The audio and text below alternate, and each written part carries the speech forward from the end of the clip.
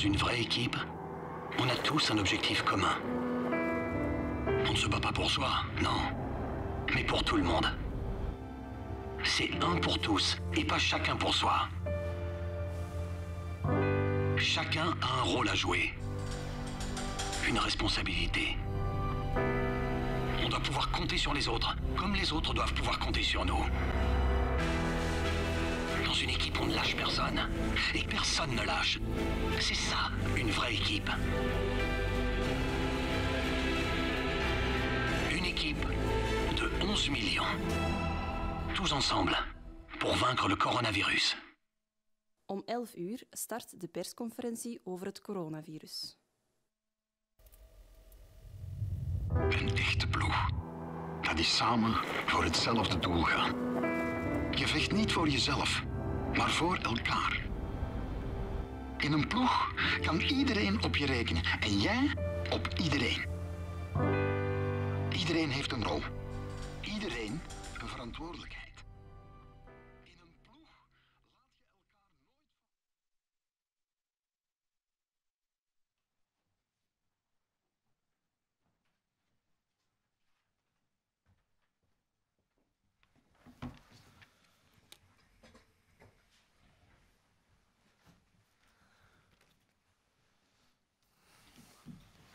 Goedemorgen, bonjour.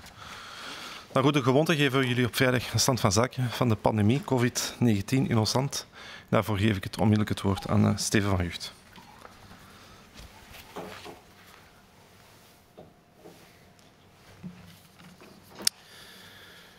Goedemorgen iedereen, bonjour tout le monde.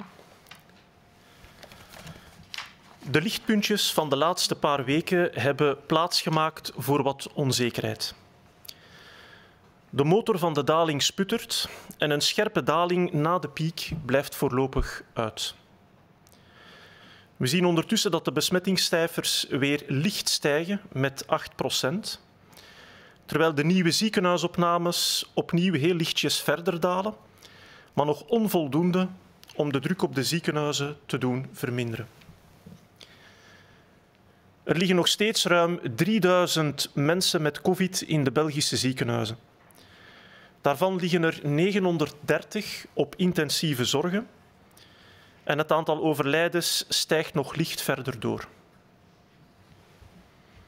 De afgelopen week werden er gemiddeld 3884 nieuwe besmettingen per dag vastgesteld. En zoals gezegd, dat is een toename van plus 8% op weekbasis.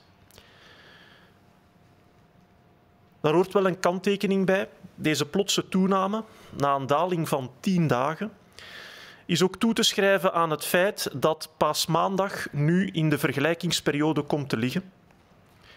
We vergelijken dus de cijfers van een week met 5 werkdagen met die van een week met maar 4 werkdagen.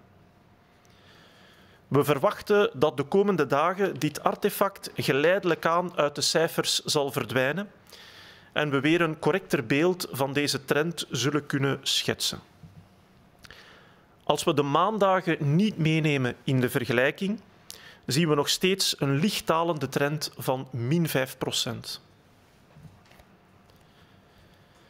Bij kinderen en tieners is er nog steeds een mooie dalende trend, ondanks het paasmaandageffect. De cijfers liggen hier 22% en 6% lager dan de week ervoor. De meeste besmettingen doen zich momenteel voor bij de twintigers. En ook de toename in de cijfers is hier hoger dan het gemiddelde met plus 18%. Over de gewesten en de provincies heen zijn er nog altijd enkele opvallende verschillen.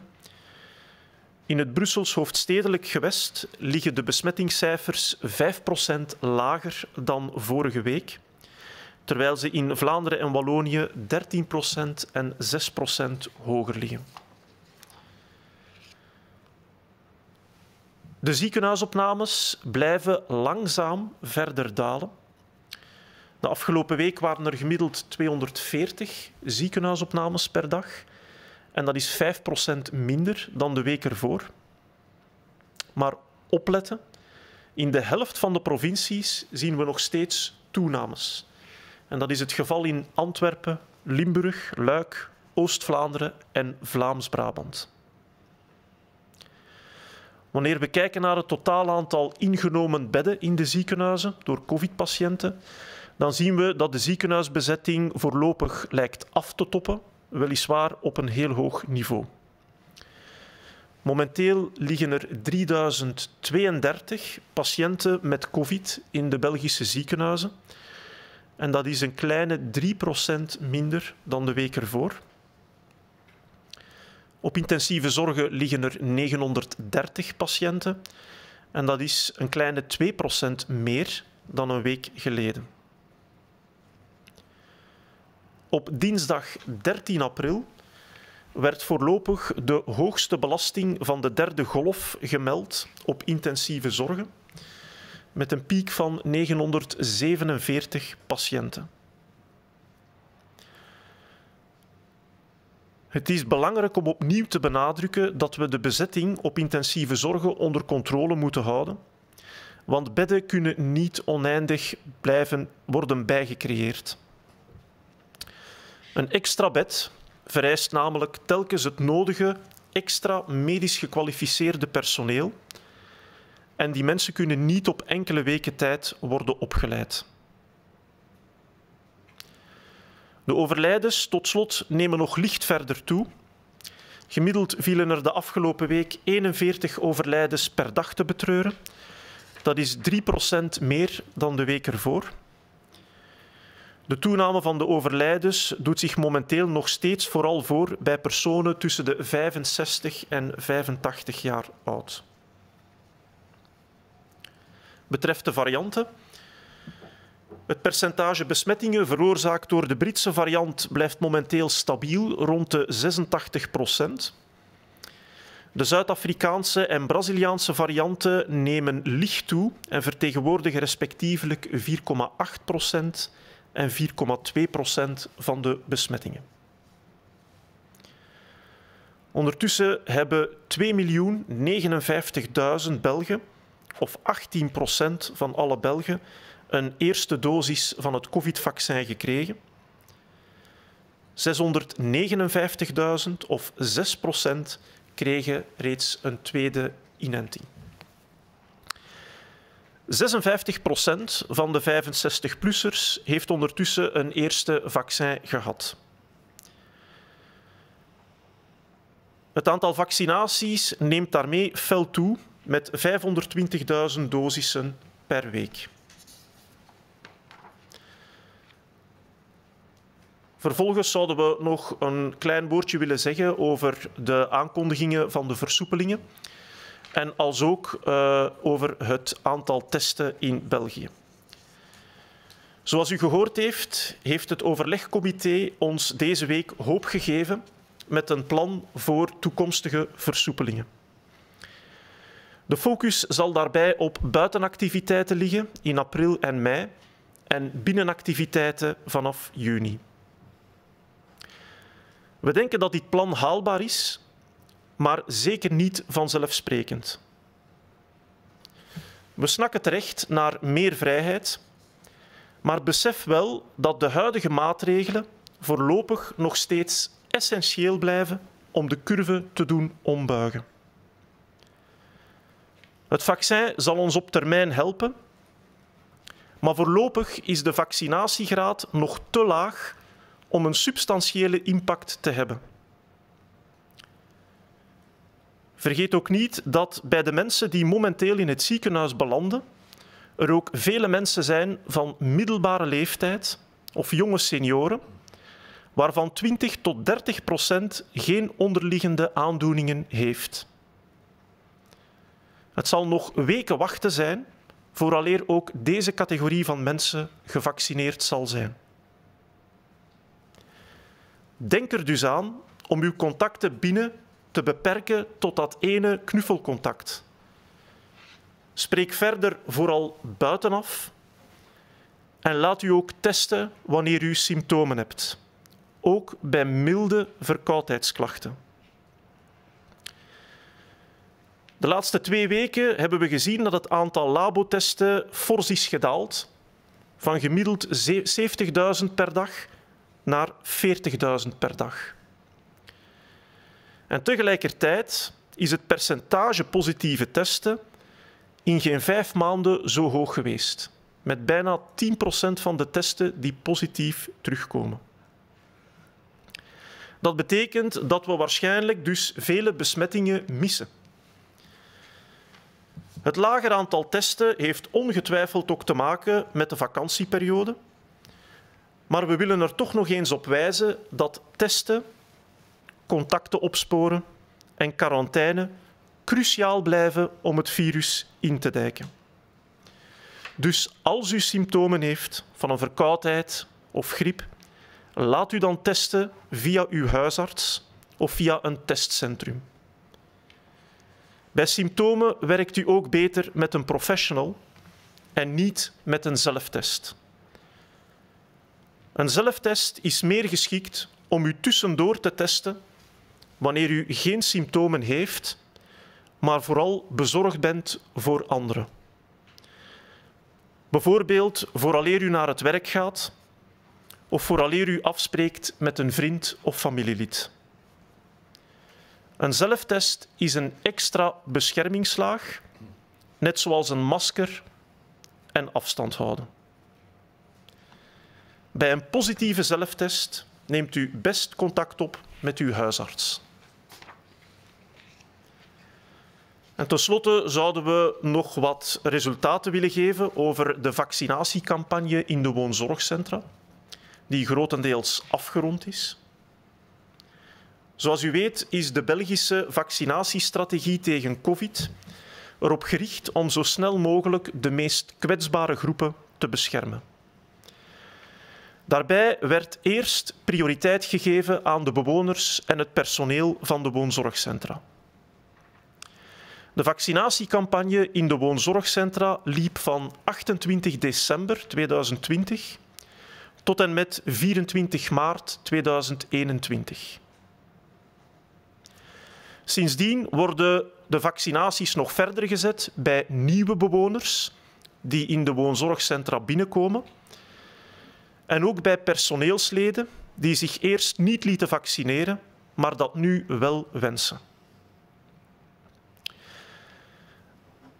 We hebben de vaccinatiegraad gemonitord in de woonzorgcentra in meer dan 85% van de woonzorgcentra. En we zijn verheugd om vast te stellen dat de vaccinatiegraad bij de bewoners algemeen zeer hoog is in alle woonzorgcentra. Over het hele land is 89% van de bewoners volledig gevaccineerd. In Vlaanderen en in de Duitsstalige gemeenschap ligt dat iets boven de 90%. In Brussel en Wallonië ligt het met respectievelijk 85% en 87% iets onder het landelijk gemiddelde, maar het blijven nog altijd heel hoge cijfers. De Europese Commissie had als doelstelling gesteld om voor eind maart tenminste 80% van de personen ouder dan 80 jaar te vaccineren. Deze doelstelling werd bereikt voor wat de bewoners van de woonzorgcentra betreft, maar net niet voor de mensen die niet in een woonzorgcentrum verblijven. Ondertussen hebben we deze doelstelling wel bereikt, met een kleine vertraging, maar kunnen we stellen dat meer dan 80% van de 80-plussers een eerste dosis heeft gehad. Wanneer we kijken naar het personeel in de woonzorgcentra, daar ligt algemeen de vaccinatiegraad wat lager. Gemiddeld bedraagt die voor België 77%, maar er zijn wel opvallende regionale verschillen. In Vlaanderen is 87% van het woonzorgcentrumpersoneel gevaccineerd, terwijl dat in Brussel slechts 47% is. In Wallonië is het 58% en in de Duitsstalige gemeenschap 65%. De lagere vaccinatiebereidheid in Brussel en Wallonië volgt een gekende trend die we ook zien in de griepvaccinatiecampagnes van de voorbije jaren. Uit gegevens die in Vlaanderen en in Brussel verzameld werden, blijkt dat de mensen die zich niet laten vaccineren daarvoor meestal geen medische reden hebben.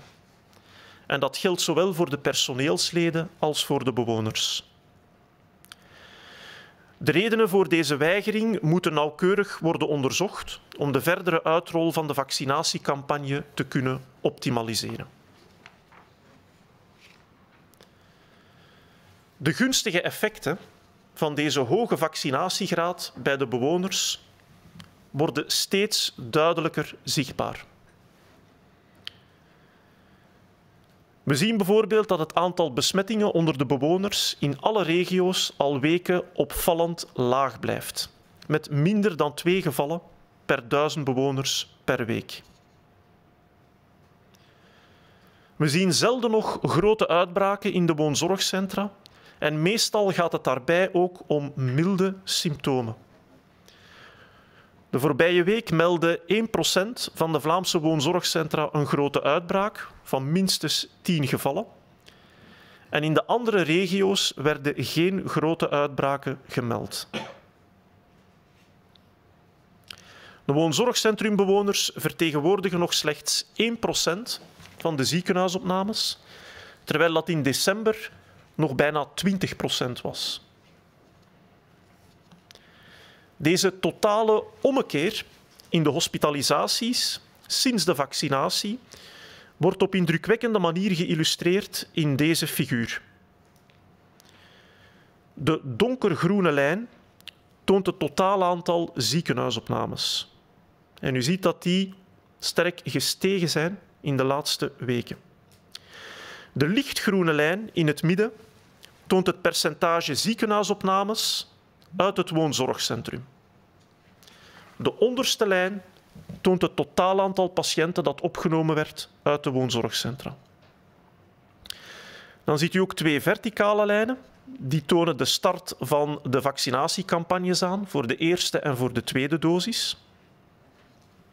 De tweede verticale lijn toont dus het startpunt waarop de tweede dosis werd toegediend in de woonzorgcentra.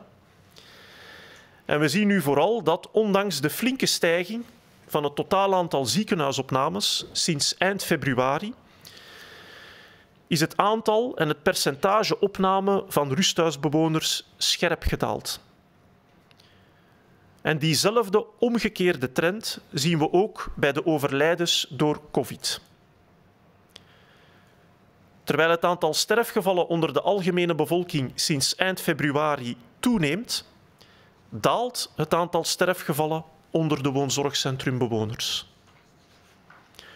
De voorbije week overleden er 14 woonzorgcentrumbewoners als gevolg van COVID en dat zijn er 6 minder dan de week ervoor. In totaal stierven er in diezelfde week 276 mensen aan COVID. 5% daarvan waren bewoners uit een woonzorgcentrum, terwijl dit vroeger meer dan 50% was.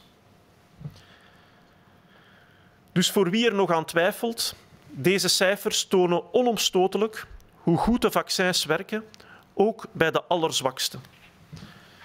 Het vaccin biedt een reddingsboei aan in een zee van virus.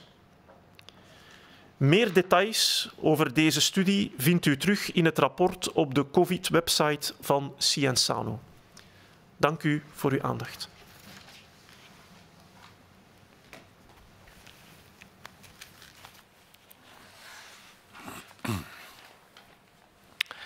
Goedendag iedereen, bonjour à toutes, bonjour à tous.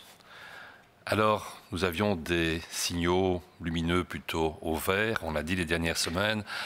Pour l'instant, la teinte se trouble un petit peu et est surtout marquée par une certaine incertitude, car si la baisse significative attendue n'a pas lieu, nous avons pour l'instant des contaminations qui augmentent même un petit peu, de 8%, alors que les nouvelles hospitalisations baissent à nouveau très légèrement, mais certainement pas de manière suffisante que pour réduire la pression sur les hôpitaux. Nous avons toujours plus de 3000 patients qui sont hospitalisés, largement plus de 900 au niveau des soins intensifs et le nombre de décès augmente encore légèrement. Si on s'intéresse aux nouvelles contaminations, comme on le voit sur la première diapositive, on a eu en moyenne 3 884 nouvelles infections rapportées. C'est une augmentation de 8% sur une base hebdomadaire. Alors, il faut dire que cette augmentation est perturbée partiellement par la base de comparaison, puisque après 10 jours de diminution, on a le fait que cette fois-ci, nous comparons deux choses difficilement comparables. Autrement dit, on a 2 semaines qui ne sont pas marquées par le même nombre de jours où on travaille, puisqu'il y a une semaine de Pâques, et donc on compare effectivement des semaines de 5 jours avec des semaines de 4 jours. Et donc la semaine prochaine, on sera en dehors de ce biais, de cet artefact, on aura probablement une idée un peu plus claire, mais on peut avoir un proxy, si on peut dire, des réelles valeurs en excluant les lundis de la comparaison, et à ce moment-là, on constate encore toujours une diminution, mais qui est limitée à 5%, donc on n'est certainement pas vers le toboggan de descente qu'on espérait avoir au niveau du nombre de contaminations. Si on s'intéresse au groupe d'âge, on se rend compte que ce sont chez les enfants et les adolescents qu'on a la tendance à la baisse la plus marquée, en l'occurrence de 22% et de 6%, mais qu'en contraste, ce sont les gens dans la vingtaine qui ont le plus grand nombre de contaminations, et c'est eux aussi d'ailleurs pour lequel l'augmentation des chiffres est la plus élevée, en moyenne de 18%. Si on essaie de voir ce qui se passe au niveau national, au niveau des cartes, on se rend compte effectivement qu'il y a des différences, avec une diminution de l'ordre de 5% dans la région bruxelloise, comme dans le Brabant wallon, le Namurois, et pratiquement la même chose dans le Luxembourg. Les hospitalisations continue de diminuer, mais très lentement. Et on le voit sur la diapositive, on n'est pas du tout devant la forme du pic que nous avons connu avec sa descente après la première et la deuxième vague, mais devant une forme beaucoup plus arrondie, beaucoup plus plane, si on peut dire. La semaine dernière, nous avons eu en moyenne 240 nouvelles admissions par jour. C'est 5% de moins que la semaine précédente.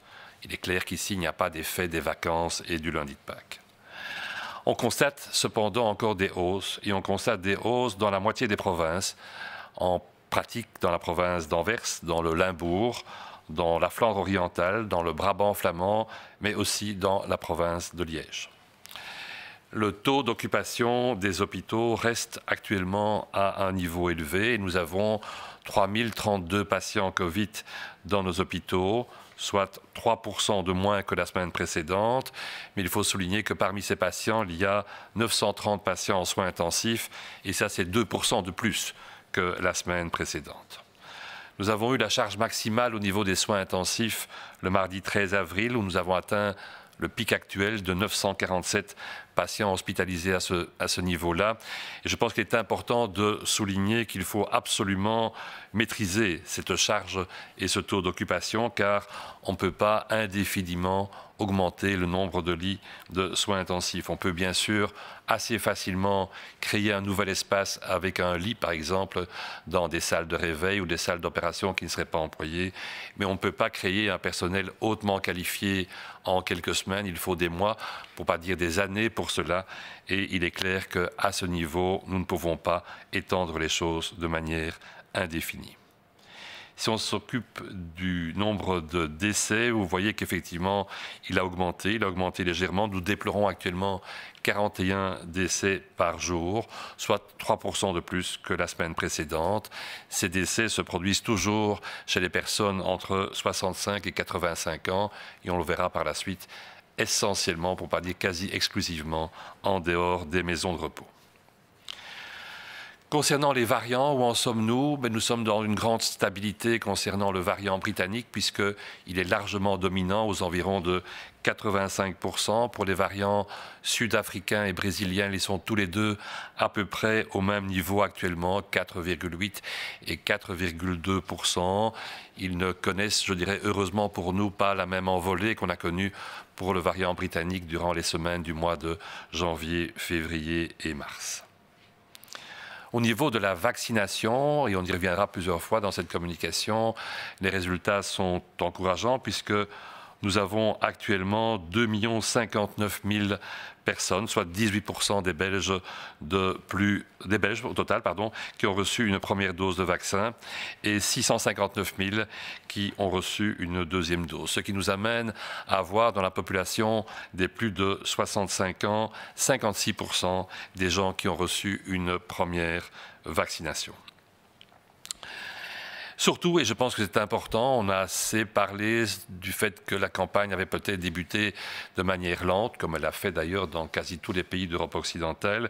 Il faut souligner que le nombre de vaccinations est en forte augmentation sur une base hebdomadaire, puisqu'on est passé de 330 000 vaccinations par semaine à 520 000 vaccinations par semaine, autrement dit un demi-million de personnes. Dans les messages ou les discussions qu'on voudrait avoir avec vous aujourd'hui, il y en a une qui a trait aux mesures prises récemment et aussi à l'état du testing dans notre pays. On le sait tous, le Codeco, le comité de concertation, a donné un certain nombre de mesures d'assouplissement pour les semaines et les mois qui sont devant nous. L'accent y est mis sur les activités extérieures pour le mois d'avril et pour le mois de mai et sur des activités intérieures à partir du mois de juin. Ce plan est parfaitement réalisable, mais il ne va pas de soi. Les mesures actuelles restent pour l'instant indispensables pour inverser la courbe et je pense qu'on a assez montré aujourd'hui que cette courbe avait des difficultés à s'inverser et donc il faut lui donner un coup de pouce et le coup de pouce, c'est nous qui pouvons le donner. Il est clair que le vaccin va jouer un rôle fondamental, déterminant à moyen et à long terme, mais que pour l'instant, le taux de vaccination n'est pas encore suffisant que pour donner ce coup de rein nécessaire, pour avoir un impact substantiel. Parmi les gens qui sont actuellement à l'hôpital, il y a pas mal de jeunes seniors ou de personnes d'âge moyen, ça veut dire dans la quarantaine, cinquantaine, soixantaine. Et ces personnes, il nous faudra encore quelques semaines avant de pouvoir entamer leur vaccination et plus de semaines encore, bien sûr, avant de pouvoir la finir. Dans ce contexte-là, il ne faut donc pas oublier les mesures dont on vous parle de longue date et qu'on va donc vous répéter, c'est-à-dire de limiter nos contacts, bien sûr, surtout à l'intérieur, de nous rencontrer essentiellement à l'extérieur et au moindre symptôme, au moindre de doute, de vous faire dépister. Même si vous avez des symptômes modérés, la gorge qui pique un petit peu, une très légère toux, le nez qui coule, un peu de fatigue, un peu de mal de tête. Ces 2 dernières semaines, en effet, on constate une trop forte diminution du nombre de tests, partiellement explicable bien sûr par les vacances, mais nous sommes passés de 70 000 tests par jour à peu près à 40 000 tests par jour. Et en contraste, malheureusement, on se rend compte que le taux de positivité de ces tests n'a jamais été aussi important depuis 5 mois, puisqu'il atteint actuellement 9,5%, alors qu'on venait à peu près des 7%. Cela veut dire indubitablement que du virus circule, et que du virus circule que nous ne dépistons pas encore à cause de ce manque de tests, de ce déficit de tests. Il faut donc absolument là insister sur le fait que nous dépendons encore du fameux trépied qui est effectivement celui du testing, du traçage des contacts et bien sûr de la quarantaine suivie éventuellement de l'isolement. Ce trépied édicté de longue date reste fondamental pour lutter contre l'évolution du virus. Si on a des symptômes, faites-vous tester. Et je dirais, si on a des symptômes, faites-vous tester de manière préférentielle, classiquement, c'est-à-dire par le frottis nasal assez prononcé, qui fait une analyse de type PCR par un spécialiste. Pourquoi? Parce que c'est lui qui est vraiment de loin le plus fiable. N'employez pas un autotest pour ce type de testing avec des symptômes. Pourquoi? Parce que l'autotest va malgré tout rater un certain nombre de personnes qui sont positives et que l'autotest est beaucoup plus adapté à des situations intermédiaires, c'est-à-dire des situations dans lesquelles vous n'avez pas de symptômes et vous comptez rencontrer des gens. Insistons-le, rencontrer des gens avec toutes les précautions nécessaires. Le fait d'avoir un autotest qui soit négatif s'ajoute un peu dans votre confort, dans votre confiance, dans le fait que vous n'êtes pas un danger pour eux, en plus bien sûr du maintien des distances entre les personnes, en plus bien sûr du port du masque. L'autotest ne permet pas de dire que vous n'êtes pas contagieux et ne permet pas d'éliminer ces nécessaires mesures de précaution. Par contre, si vous avez effectivement un autotest positif, il est important d'en référer à votre médecin.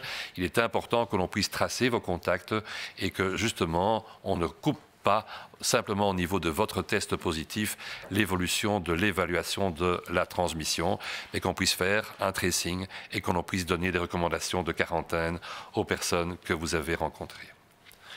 Alors, on a parlé de la vaccination déjà là tantôt et je pense que c'est le moment jamais de montrer l'impact que la vaccination a pu avoir dans notre pays. La stratégie belge, il n'y a pas que la Belgique qui l'a eu bien sûr, mais la stratégie belge a été basée sur le fait de protéger les groupes les plus vulnérables le plus rapidement possible, tant pour leur santé à eux que pour préserver l'encombrement potentiel des structures de santé du pays. Et donc, très clairement, c'est au niveau des maisons de repos et de soins, là où les personnes les plus âgées, les plus fragiles se trouvent, qu'on a mis l'accent, ainsi qu'au niveau du personnel qui encadrait les patients, les résidents des maisons de repos et des soins. Cette campagne a débuté fin décembre, d'abord très lentement à partir du 28 décembre, puis a très vite pris une accélération au mois de janvier pour se terminer le 24 mars. Depuis lors, on a encore des vaccinations, bien sûr, dans les maisons de repos, mais ce sont des vaccinations pour les nouveaux résidents ou en même temps pour des membres du personnel, soit des nouveaux membres du personnel, bien sûr, ou des membres du personnel qui n'avaient pas voulu se faire vacciner et qui ont changé d'avis. À quoi aboutit-on? Eh bien, on le voit sur la diapositive ici, à des résultats qui sont extrêmement intéressants et malheureusement extrêmement contrastés en fonction du fait qu'on s'intéresse aux résidents des maisons de repos ou au personnel des maisons de repos. On est très heureux de constater qu'on a effectivement obtenu au niveau des résidents des maisons de repos une très forte acceptation de la vaccination, puisque au niveau du pays, nous avons 89%, donc pratiquement 9 personnes sur 10 qui sont vaccinées. En Flandre, dans la communauté germanique, vous voyez qu'on a 91% et quelques. En Wallonie, on a 87%. Ceci n'est effectivement guère différent. Et à Bruxelles, 85%. La Commission européenne avait proposé comme objectif à atteindre aux États membres de vacciner au moins 80% des personnes de plus de 80 ans, et ceci pour la fin du mois de mars. On a largement atteint cet objectif dans les maisons de repos et même si on ne l'a pas parfaitement atteint pour la fin du mois de mars, au niveau des personnes qui ne sont pas en maison de repos, on peut dire que maintenant, avec quelques semaines de retard, on a une couverture de plus de 80% des personnes de plus de 80 ans, qu'elles résident en maison de repos ou qu'elles soient à domicile. Et donc l'objectif là, globalement, a été bien atteint. Par contre, et on le voit sur la diapositive qui suit maintenant, ce n'est pas la même chose qui s'est passée au niveau du personnel des structures en question. Vous voyez qu'au niveau de la Belgique, globalement parlant, nous avons une couverture de 77%, mais qu'il y a d'extrêmement grandes variations régionales. Nous avons en Flandre une couverture de pratiquement 87%, donc très très proche des résidents. Je vous rappelle qu'en Flandre, elle est de 91%, donc le personnel a suivi les résidents de la même manière, ce qui n'est pas du tout le cas, comme on le voit ici, en Wallonie, avec 58% de couverture, et à Bruxelles, avec 47% de couverture. La communauté germanophone se trouve un petit peu entre les deux, avec 65% de couverture. C'est une tendance à la moindre vaccination du personnel de santé dans les maisons de repos que nous avons déjà connue pour d'autres maladies des voies respiratoires, comme la grippe par exemple. Et assez traditionnellement, je dirais malheureusement, les campagnes de vaccination du personnel contre la grippe prennent moins bien en Wallonie et à Bruxelles qu'en Flandre. Si on essaye de voir pourquoi les personnes refusent cette vaccination, que ce soit d'ailleurs en Flandre, en Wallonie ou à Bruxelles, on se rend compte que dans la grande majorité des cas, il n'y a pas de raison médicale. Il n'y a pas une allergie grave au vaccin ou autre chose du même style. Et donc, clairement, il y a là un blocage par rapport à la vaccination chez certaines personnes, tant d'ailleurs au niveau du personnel qu'au niveau de très peu, heureusement, des résidents. Et les raisons de ce refus devront vraiment être approfondies pour essayer d'améliorer ces scores qui ne sont clairement pas bons à Bruxelles et en Wallonie. Alors que la campagne de vaccination, on l'a déjà dit, on va le détailler encore un peu plus ici, a eu un impact majeur et que ses bénéfices sont de plus en plus évidents. On a ainsi constaté que le taux d'infection parmi les résidents est resté remarquablement bas. On vous en parle vendredi après vendredi depuis des semaines dans toutes les régions, avec moins de 2 cas pour 1000 résidents par semaine. Et ceci reste actuellement extrêmement stable. Il n'y a pas d'échappement à ce niveau. Les grands foyers épidémiques sont devenus extrêmement rares. Et lorsqu'il y en a, ce sont des patients qui ne sont plus alors hospitalisés pour des raisons sévères, mais dans la majorité des cas, ce sont des symptômes sévères de grippe, de bronchite, de diarrhée avec des malaises, mais plus du tout avec les malheureuses hécatombes qu'on a connues dans certaines maisons de repos il y a quelques mois encore. Au cours de la semaine écoulée, il y a eu 1% des maisons de repos en Flandre où on a signalé au moins 10 cas. Il n'y en a pas dans les autres régions du pays. Ça souligne bien l'impact du vaccin à ce niveau. Au niveau des hospitalisations, on voit que les résidents de maisons de repos et de soins ne constituent plus que 1% des hospitalisations. Et on vous l'a déjà dit, au mois de décembre, c'était encore 20%. Au mois de décembre, donc avant le début de la campagne de vaccination. Ceci est très bien illustré par le schéma que vous voyez maintenant. Vous voyez une ligne en vert foncé, pratiquement en noir d'ailleurs pour moi, qui indique le nombre total d'hospitalisations. Vous voyez une ligne en vert clair au milieu qui vous montre, elle, le pourcentage d'hospitalisation en provenance des maisons de repos et de soins. Et vous voyez la ligne du bas qui est le nombre total de patients venant des maisons de repos et de soins. Les deux lignes verticales vous montrent le début de la campagne de vaccination pour la première dose et pour la deuxième, le début de la campagne de vaccination pour la deuxième dose.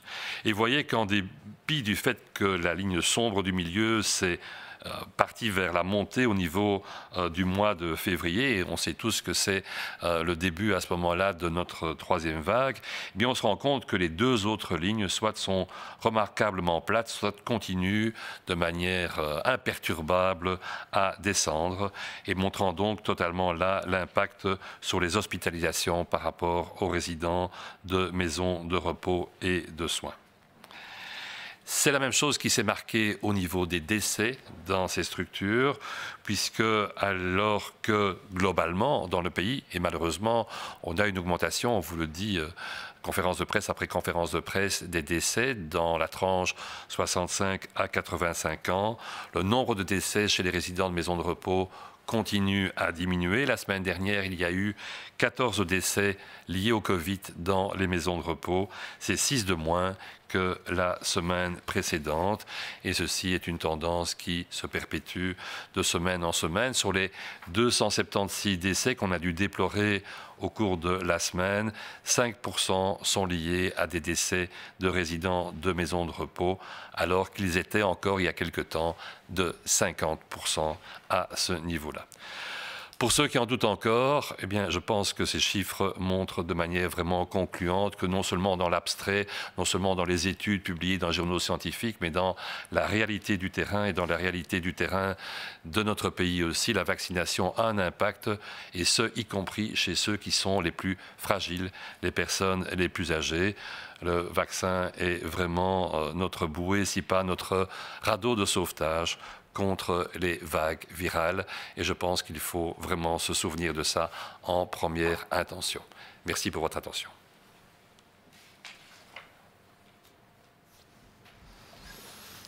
Goedemorgen iedereen. Al meer dan een jaar heeft het coronavirus een enorme impact op ons leven. Iedereen heeft het duidelijk gehad met deze situatie en dat is meer dan te begrijpen. We mogen echter niet uit het oog verliezen waarom we deze inspanningen leveren. Iedereen die medische zorg nodig heeft, moet deze kunnen krijgen in de best mogelijke omstandigheden. Momenteel is de druk in de ziekenhuizen, en meer bepaald op de intensieve zorgen, te hoog. Hierdoor moeten er soms moeilijke keuzes gemaakt worden door het medisch personeel. Keuzes die niet gemaakt willen worden, maar vooral die je als patiënt, ouder, echtgenoot, vriend niet wil horen.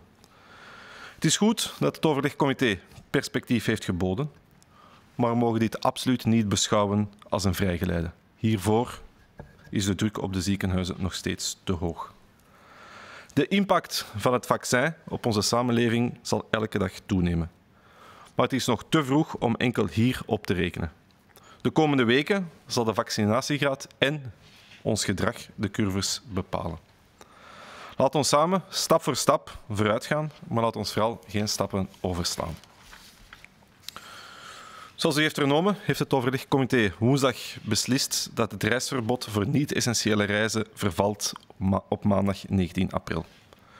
Het is echter nog steeds niet het moment om op reis te gaan. Reizen voor niet-essentiële redenen blijft dan ook sterk afgeraden. Er geldt trouwens nog steeds een negatief reisadvies voor alle niet-essentiële reizen. Het overgrote deel van Europa kleurt momenteel nog steeds rood. Een volledig overzicht van de kleurencodes kan u vinden op de website info-coronavirus.be. Als je toch naar het buitenland gaat, controleer dan vooraf de regels die gelden op de plaats van de bestemming. In alle Europese landen zijn er nog steeds maatregelen van kracht in de strijd tegen het COVID-virus. Bijvoorbeeld een avondklok, beperkingen met betrekking tot de verplaatsingen, het kunnen voorleggen van een negatieve test of een verplichte quarantaine. Deze maatregelen gelden uiteraard ook voor de reizigers. Het reisadvies kan je nalezen op de website van Buitenlandse Zaken en dat is diplomatie.belgium.be. Verblijf je langer dan 48 uur in het buitenland, dan ben je verplicht om een passagierslokalisatieformulier, kortweg PLF, in te vullen en dit ten vroegste 48 uur voor je aankomst in België. Het PLF-formulier moet ook ingevuld worden voor iedereen die naar ons land komt per vliegtuig of per boot. Of met de trein of bus, indien je reist vanuit een land buiten de EU of Schengen. Het formulier, het PLF-formulier, is voor alle duidelijkheid terug te vinden op de website info-coronavirus.be. Op basis van je antwoorden en de kleurcode van het land van waaruit je vertrekt, berekent het formulier of je beschouwd wordt als een hoog risicocontact. Reizigers die terugkeren uit een rode zone worden per definitie beschouwd als een hoog risico. En voor alle duidelijkheid, heel veel regio's, bijna heel Europa, kleurt momenteel rood. Als je een hoog risicocontact wordt beschouwd, krijg je een sms. Je moet vervolgens in quarantaine en een test laten uitvoeren op dag 1 en 7 van je quarantaine. Deze quarantaine en deze test zijn verplicht en kunnen gecontroleerd worden door de politiediensten. Je riskeert een boete bij niet-naleving van deze verplichting. Maar voor alle duidelijkheid, het is in het algemeen belang en in het belang van de volksgezondheid dat we deze maatregelen moeten respecteren. Enkel op deze manier gaan we stap voor stap veilig vooruit. Dank u wel en alvast een prettig weekend.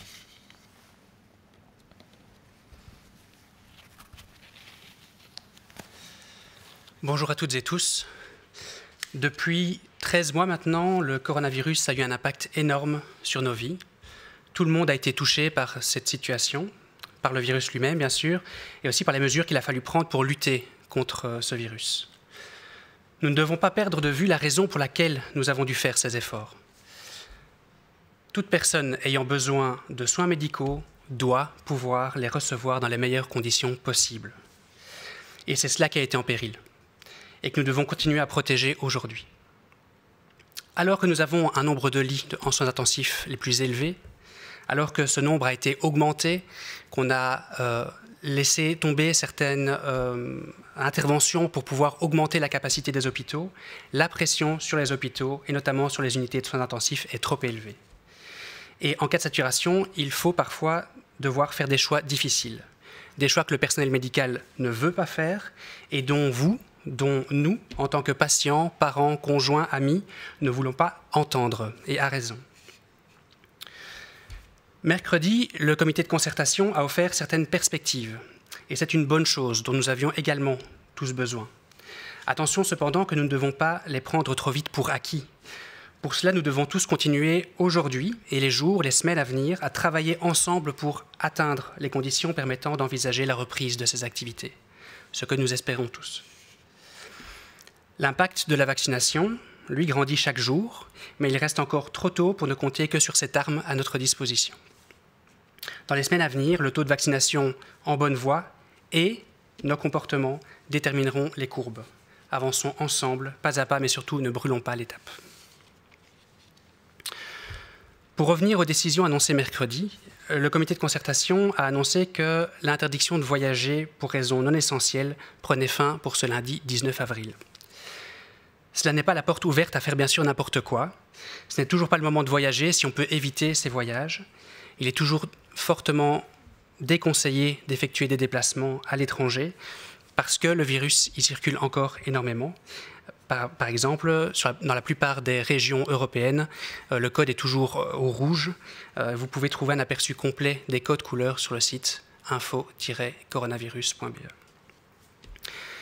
Le virus circule beaucoup à l'étranger, en Europe singulièrement. Si vous partez à l'étranger, vérifiez donc à l'avance les règles qui s'appliquent dans le pays de destination. Dans tous les pays européens, des mesures sont actuellement en place pour lutter contre le Covid. Il y a des couvre-feux, il y a des restrictions de déplacement, il y a aussi des mesures de tests négatifs à avoir avant de se rendre dans ce pays, des quarantaines à respecter. Donc vérifiez bien également les mesures qui s'appliqueront à vous quand vous vous rendrez dans ce pays, si vous comptez vous y rendre. Vous pouvez consulter les conseils aux voyageurs sur le site des affaires étrangères diplomatie.belgium.be. Rappelons aussi que les déplacements ne sont plus interdits, mais que d'autres mesures continuent. Et c'est notamment les mesures pour les voyages de plus de 48 heures à l'étranger, pour les voyages qu'on effectue en avion. Il est toujours tenu de remplir le formulaire PLF, ce formulaire de localisation des passagers, avant votre retour en Belgique. Vous trouverez le formulaire sur le site Info Coronavirus. Sur base de vos réponses dans ce formulaire et du code couleur du pays, de la région dans laquelle vous vous êtes rendu, eh bien, il sera déterminé si vous devez ou pas prendre des mesures à votre retour en Belgique. Et ces mesures, eh bien, ça va être, par exemple, la quarantaine, par exemple, des tests à effectuer. Si c'est votre cas, si vous êtes considéré comme un contact à haut risque, vous recevrez un SMS et vous aurez alors la marche à suivre concernant cette quarantaine qui durera 10 jours et les tests au jour 1 et au jour 7.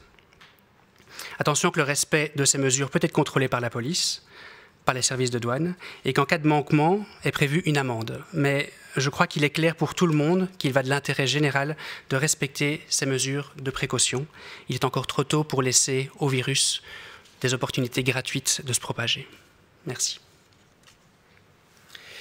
Et la troisième partie de notre moment d'information, ce sont toujours les questions à la presse. Et donc, on va entendre ces différentes questions. Selon les derniers chiffres, il reste en moyenne moins d'un lit disponible en soins intensifs par hôpital. Et on pourrait en ajouter faute d'un manque de personnel qualifié. Quelle solution préconisez-vous si les chiffres d'occupation continuent ?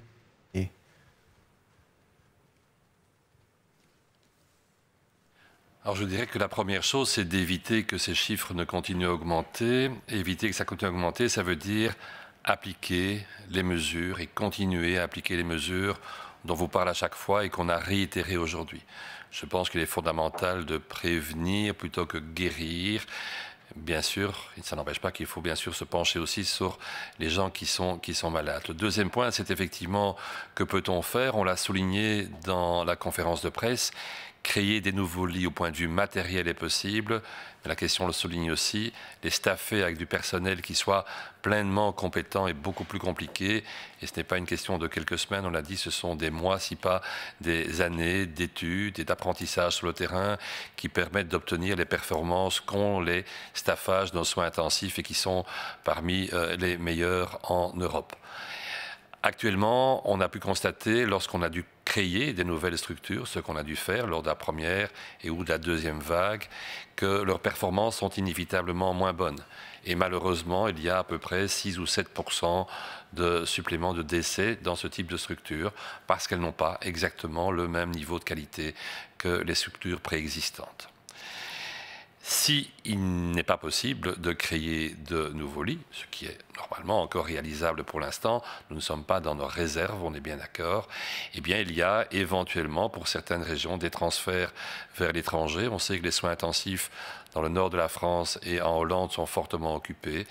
il y a peut-être encore une possibilité de demander, comme ça a déjà été le cas et que ça a déjà été fait, à nos voisins allemands d'aider transitoirement si nous n'avions pas d'autres solutions dans l'urgence.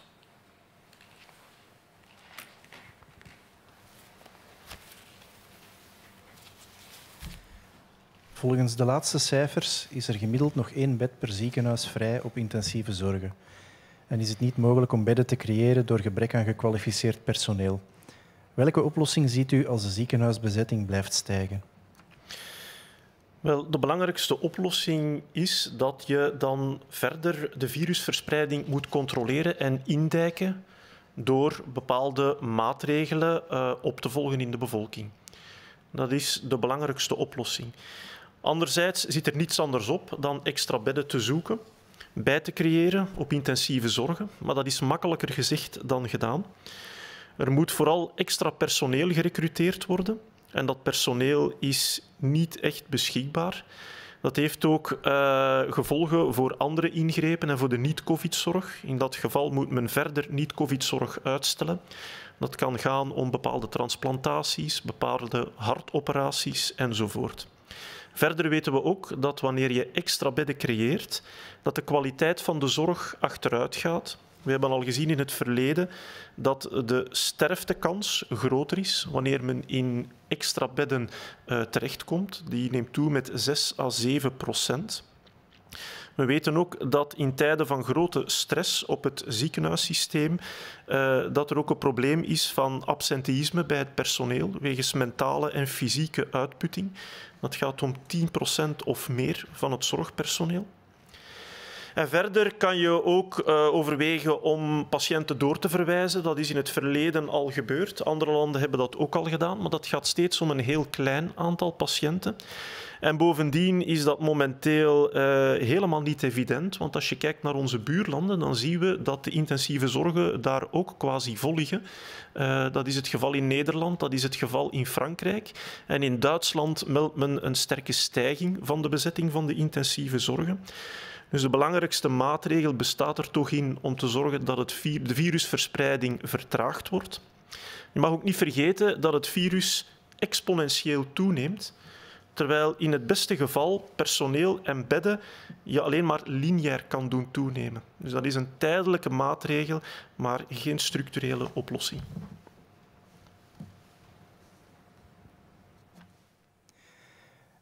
Is er een toekomst voor bepaalde oude of nieuwe orale medicatie voor de behandeling van COVID-19 nadat collectieve immuniteit bereikt dankzij het vaccin? We denken dat er zeker een plaats en een nut is voor de ontwikkeling van nieuwe medicijnen tegen COVID-19. Een interessante piste daarbij zijn ook de medicijnen die je kan nemen vooraleer je in het ziekenhuis terechtkomt, dus in de vroege fase van de besmetting. En die zouden de kans kunnen doen verminderen dat mensen ernstig ziek worden en in het ziekenhuis terechtkomen. Betreft oude medicijnen, daar zijn er al veel van geprobeerd en uitgetest. Daar zitten echt geen wondermiddelen tussen. Er zijn echter wel een aantal stoffen in ontwikkeling, die zijn in klinische studie. Een soort van COVID-pil, dus iets dat je oraal kan nemen in een zeer vroege fase van de besmetting. Dat zal altijd een tweede defensielijn blijven. Een vaccin is sowieso een structurele oplossing. Het is ook helemaal niet zeker of dat die medicijnen ooit op de markt gaan komen. Zoals ik al zei, die zijn momenteel nog in klinische studie. We weten ook niet hoe effectief ze uiteindelijk zullen zijn. Langs de andere kant, het is goed dat men daarop werkt, want we moeten ook beseffen dat het vaccin niet 100% werkt. Dat er nieuwe varianten kunnen opduiken, waartegen het vaccin misschien minder goed gaat werken. En dat sowieso niet iedereen zal gevaccineerd zijn of kan gevaccineerd worden. Wanneer we dan kijken naar hoeveel van die stoffen zijn momenteel in klinisch onderzoek, wel, dat zijn er eigenlijk niet zoveel. Het aantal kandidaat-COVID-pillen dat in de pipeline zit, is relatief beperkt en succes is niet gegarandeerd. Er is één bepaalde stof, die zit momenteel al in fase 3. Maar dat is nog niet, zelfs als die fase 3 heel succesvol zou blijken, is dat niet iets wat ik denk dat in de eerste maanden op de markt gaat komen. Verder heeft dit soort pillen ook altijd belangrijke beperkingen. Waarschijnlijk kan dat alleen maar effectief zijn wanneer je het heel vroeg, in het prille begin van de besmetting, bij de allereerste symptomen inneemt. Of je zou het ook preventief kunnen innemen na een risicocontact. We verwachten niet dat dit soort van virusremmers veel effect gaat hebben eenmaal mensen al in het ziekenhuis belanden. Want in het ziekenhuis gaat het meestal om een ontstekingsprobleem en niet langer om een puur viraal probleem. En verder moet je ook beseffen dat virussen resistent kunnen worden tegen dat soort middelen. Net zoals ze ook kunnen ontsnappen aan vaccinatie-immuniteit. In essentie kan je dat soort pillen vergelijken met Tamiflu tegen de griep. Dat is een gekende griepremmer en daarvan weten we ook dat het effect eigenlijk wel heel beperkt is.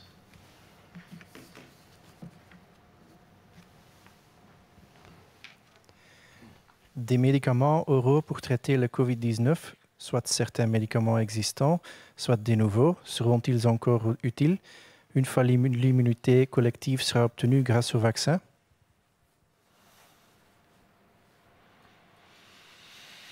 Alors oui, je pense qu'indubitablement oui, la vaccination c'est une solution structurelle, c'est un fond sur lequel il faut baser nos moyens de défense présents et futurs contre ce virus, comme ce sera peut-être d'ailleurs dans le futur le cas pour d'autres agents qui pourraient nous agresser. Mais le vaccin ne sera pas la seule solution. Un traitement par voie orale est hautement souhaitable. Le gros problème, c'est que pour l'instant, nous n'avons pas encore réussi à identifier un traitement adéquat dans les anciennes molécules, celles dont nous disposons pour d'autres indications, et que des traitements en phase, je dirais, avancée de leur évaluation, ce qu'on appelle la phase 3, entre autres, contre ce virus, sont extrêmement peu nombreux.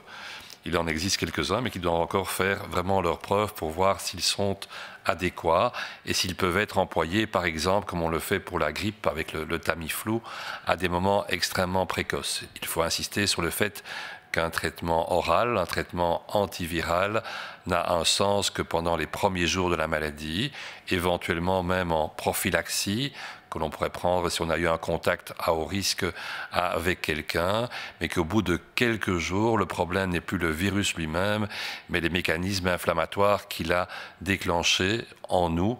Et à ce moment-là, un traitement antiviral n'a pas de sens. Donc ce traitement oral aurait un sens s'il est pris précocement, à domicile, avant l'hospitalisation. En cours d'hospitalisation, ce sont d'autres types de traitements pour moduler la réponse inflammatoire qui doivent être encore découverts, certains d'entre eux étant déjà comme la cortisone par exemple, ou certains anti-interleukines. Alors il n'est pas évident manifestement de découvrir des médicaments actifs. Il faut savoir que leur place serait, on l'a dit, potentiellement en prophylaxie, potentiellement en traitement précoce des premiers symptômes, et ceci malgré la vaccination. Pourquoi? Parce que certaines personnes ne sont pas vaccinées, refusent la vaccination. Certaines personnes ne vont pas répondre de manière adéquate à la vaccination parce que leur système immunitaire n'est pas suffisamment fort. Certaines personnes vont perdre leurs anticorps, leurs moyens de défense plus vite que d'autres. Et ça, seul le futur nous l'apprendra. Et pour elles, un traitement précoce pourrait être tout à fait adéquat. Il y aura aussi peut-être des variants qui vont échapper à la vaccination. Et donc, le traitement gardera toute son importance en ne négligeant pas le fait que ce n'est pas parce qu'on a un médicament que le virus va toujours y être sensible. On le sait pour la grippe, entre autres. Le virus peut lui aussi développer une résistance, comme les bactéries développent des résistances contre les antibiotiques.